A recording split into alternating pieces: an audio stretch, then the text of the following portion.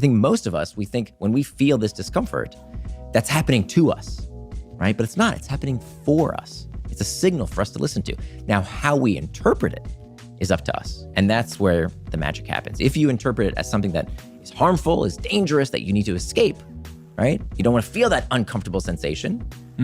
You look for distraction. But what we find is that high performers across every field, when you think about the arts, when you think about sports, business, high performers, when they feel those internal triggers, they experience the same internal triggers the rest of us do. They experience loneliness and stress and anxiety just like everyone else does. But they deal with it by using it as rocket fuel to push them towards traction. Whereas distractible people, as soon as they feel that discomfort, they try and escape it with distraction. That's the big difference. I'm really compelled by, really interested in how you figured out the thing you were trying to escape from, because I think that's the starting point, which is a very difficult starting point for most people. They can see the sort of compulsive behavior that's maybe making them live outside of their values or causing them to excessively eat or excessively watch porn or whatever it might be. But diagnosing the root cause of that is a difficult thing to do. Most of us don't know what we don't know. And It is and it isn't. I'm not, you don't have to go to therapy. Not that there's anything wrong with it. If it's helpful, please do it. But that's not a requirement. Something as simple as, so whenever I work, I have on my desk, I have a little Post-it note and a pen handy. And when I get distracted, or when I even feel the sense of distraction, just noting down that sensation, just writing down what is it that I felt right before the distraction. So I write every day.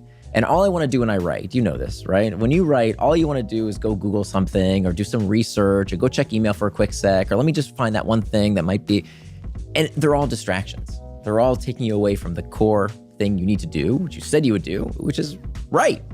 And so if I can just pause for a second and reflect on what was that sensation that I was feeling right before. It was boredom, it was anxiety, it was fearfulness, it was uncertainty. Just writing it down is an incredible first step towards gaining power over that discomfort, because then you can start to identify it. And so what I'll do many times is just pause to reflect on, wait a minute, what's going on there, right? What is that sensation? Because then you can begin to do what's called reframing the trigger. So now when I feel the sensation of wanting to get distracted, I say, you know what? What's going on here? Okay, I'm feeling this sensation because I'm stressed. Why am I stressed? Because this is really important to me. I want to get this right for my readers and for myself. And so reframing it as not a negative, but something that happens not to me, but for me, that sensation is a sign that I can listen to. I think most of us, we think when we feel this discomfort, that's happening to us, right? But it's not, it's happening for us. It's a signal for us to listen to. Now, how we interpret it is up to us. And that's where the magic happens. If you interpret it as something that is harmful, is dangerous, that you need to escape, right? You don't want to feel that uncomfortable sensation. You look for distraction. But what we find is that high performers across every field, when you think about the arts, when you think about sports, business, high performers, when they feel those internal triggers, they experience the same internal triggers the rest of us do. They experience loneliness and stress and anxiety just like everyone else does. But they deal with it by using it as rocket fuel to push them towards traction. Whereas distractible people, as soon as they feel that discomfort, they try and escape it with distraction. That's the big difference. That's one of the things that you said to me when we spoke last time that really has had a profound impact on my life, specifically around the area of procrastination. You said about that, which is like taking a moment to pause and ask yourself which psychological discomfort you're trying to escape from in the moment. And then that second step. So now I'm clear. I'm trying not to do this book because this particular chapter, I just don't feel that competent on. I don't feel like I've researched it. It's making my brain feel a bit hot thinking about it. I reframe it and go, okay, so I've understood it now. Then what do I do? Yeah. So step one is understand it. Master those internal triggers. Yeah. Or they become your master. Yeah. That's step number one. There's a bunch of techniques. We're just covering the surface. There's over a dozen different techniques that you can use to help you master those internal triggers. Now, the second step is to make time for traction. Okay. So when you have those doubts, one of these techniques that is really life-changing is scheduling time for worry.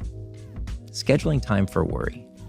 That what happens is in the moment, we feel these feelings, we think these thoughts, and a distractible person will say, well, I got to deal with that sensation right now. I have to work through whatever it is that I'm feeling right now. And they stop everything to do that.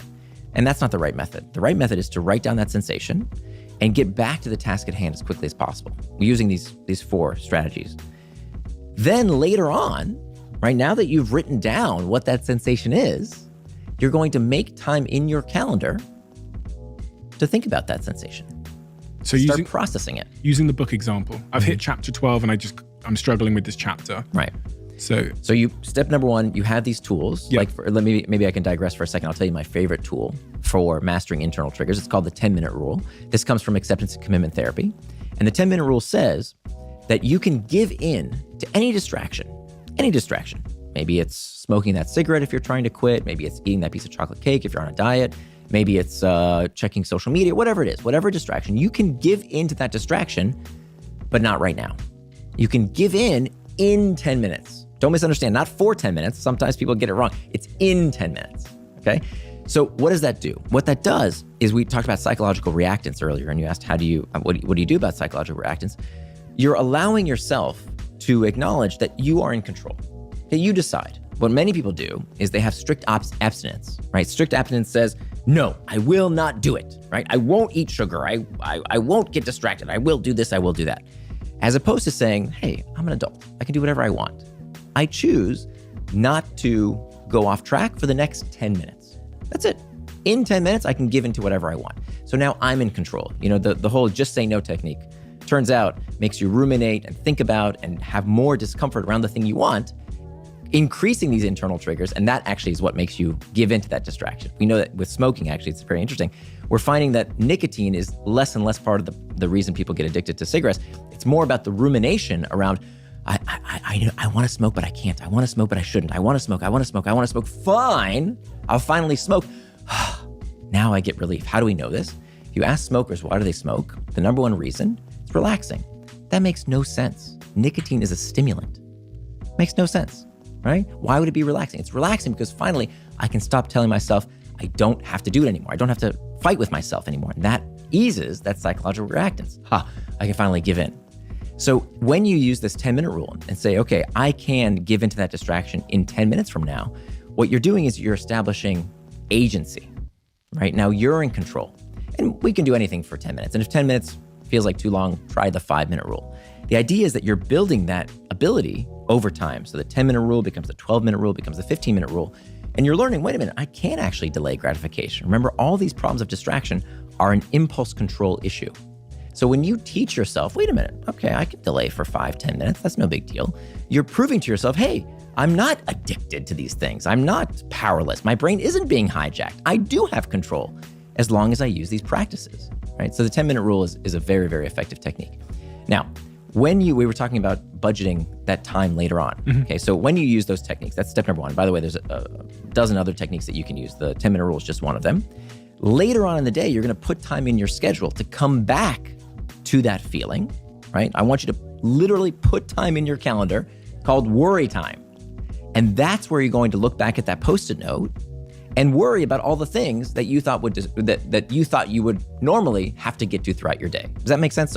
So I used to do this all the time. I would say, oh, I've got this worry. I need to take care of that worry right now.